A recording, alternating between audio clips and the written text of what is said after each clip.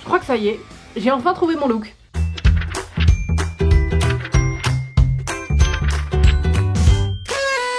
Bonjour et bienvenue, ici votre bon vieux Jeannot. Il y a quelques temps, à l'occasion de la sortie du film After, je me suis demandé, mais d'où est-ce que ça vient les bad boys? C'est un mythe assez séduisant, on le retrouve pas mal dans la romance, mais c'est quand même assez éloigné de la réalité, parfois c'est même toxique. Pas toutes les romances, hein, je vous laisse aller voir ma vidéo là-dessus. En théorie, dans les bouquins, le mythe du bad boy, ça viendrait d'une œuvre de Lord Byron qui s'appelle Manfred, et ça daterait de 1817. Il s'agirait du premier anti-héros, il est sombre, il s'occupe que de lui, il défend que sa propre cause. C'est quelqu'un qui est tourmenté par son passé, il est contre les normes et la société de manière générale. C'est donc a priori à partir de cette œuvre que va se développer ce qu'on appelle le héros byronique qu'on retrouve dans de nombreuses œuvres aujourd'hui. C'est par exemple le cas avec le personnage de Christian Grey dans 50 Shades of Grey, ou encore Edward Cullen dans Twilight, mais aussi Rogue dans Harry Potter. L'héros byronique, il va se battre contre les injustices, mais que quand ça le concerne assez directement finalement. Pour l'écrivaine et historienne Warner, a priori, Byron il se serait inspiré des sprezzatura italiens. C'est des sortes de dandies un peu nonchalants et a priori ils sont apparus dans une œuvre que Byron devait connaître, et il s'agit du livre des courtisans. On y découvre des hommes plutôt distingués, assez séduisants, mais aussi complètement insouciants, imprudents même, et qui vont avoir tendance à mépriser les autres hommes. Et pour Warner, ce genre de personnage c'est une tradition très forte en fiction qu'on retrouve souvent, et elle pense que c'est un petit peu dangereux. En fait elle va nous expliquer que ces personnages ils vont avoir tendance à romantiser des traits de caractère un petit peu douteux. Il y a eu beaucoup de débats autour de différents bad boys, plus récemment par exemple avec le personnage de Christian Grey ou celui d'Ardin Scott, où on se demande justement si leurs comportements sont justifiables, parce que ce soit mentalement ou physiquement, ils font subir des choses un peu limites à leurs acolytes. Et puis niveau vie privée, ça ils connaissent pas. Hein. Et d'ailleurs les femmes les adorent, ça rajoute un petit peu de piment dans l'histoire, ils ont ce côté un petit peu inattendu, parce qu'ils sont pas là pour faire dans les émotions, ils sont pas dans la finesse, c'est des hommes virils et dominants. Masculinité toxique bonjour. Ils sont là pour protéger la donzelle, ils sont souvent aussi jaloux. Avec eux on est comme des oufs, ils nous laissent sur notre faim, on sait jamais vraiment ce qui va se passer. Alors dans la fiction, pourquoi pas? Je veux bien l'admettre. Ça donne de la place au rebondissement, j'ai envie de vous dire. Mais dans la vraie vie, personnellement, je préfère pas me retrouver avec quelqu'un qui va décamper dès qu'il est un peu contrarié.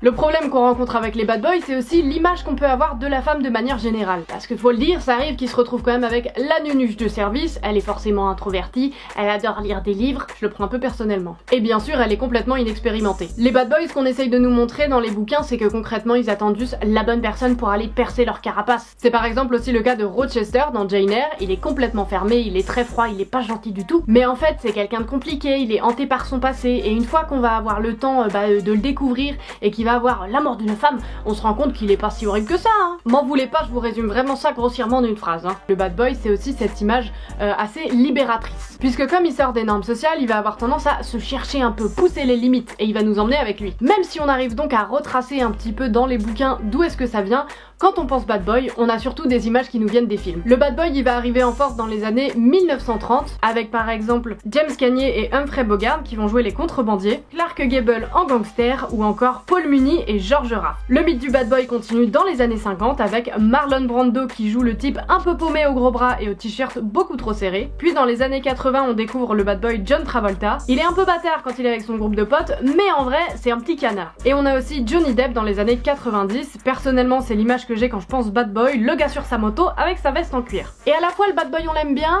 mais parfois il peut aussi nous dégoûter. Comme c'est un personnage assez conflictuel, et bah parfois nous aussi, on sait pas vraiment où se placer. On a envie finalement qu'il nous emmène sur sa moto hors de la société, découvrir des contrées lointaines, mais parfois il est vraiment barjot et ça part un peu trop loin pour nous. C'est par exemple le cas d'Alex dans Orange Mécanique, il sort complètement du schéma habituel, il est en rébellion avec lui-même et avec la société, et ça va quand même aller assez loin, on va se poser des questions sur ce qui se passe dans sa petite caboche. Et pour l'anthropologue Mélanie Gourarier, le mythe du bad boy c'est quelque chose de très limite. Parce que le problème aujourd'hui c'est qu'on dit aux hommes que les femmes aiment les bad boys et qu'ils doivent être des bad boys pour plaire aux femmes et donc continuer d'avoir ces comportements un peu limites. Elle va expliquer que c'est un terme qu'on utilise pour, je cite, faire taire certaines pratiques de violence. C'est donc tout ce que j'avais pour vous aujourd'hui, j'espère vraiment que cette vidéo vous aura plu. Tout ça c'est que de la fiction, mais je voulais quand même prendre le temps de revenir sur ce mythe et voir que finalement, la fiction peut avoir son influence dans la vraie vie. Eh oui. N'hésitez pas à liker cette vidéo, c'est vraiment très important, et à vous abonner si c'est pas déjà fait.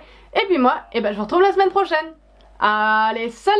J'espère que cette vidéo t'a plu. Si tu veux en voir plus, tu peux regarder la vidéo de la semaine dernière et même te faire un petit marathon, tu fais ce que tu veux. N'hésite surtout pas à t'abonner et si tu veux me soutenir dans cette folle création de vidéos, tu peux aller jeter un coup d'œil à mes comptes Utip et Tipeee. Et en attendant, si tu veux venir papoter, voici tous mes réseaux sociaux.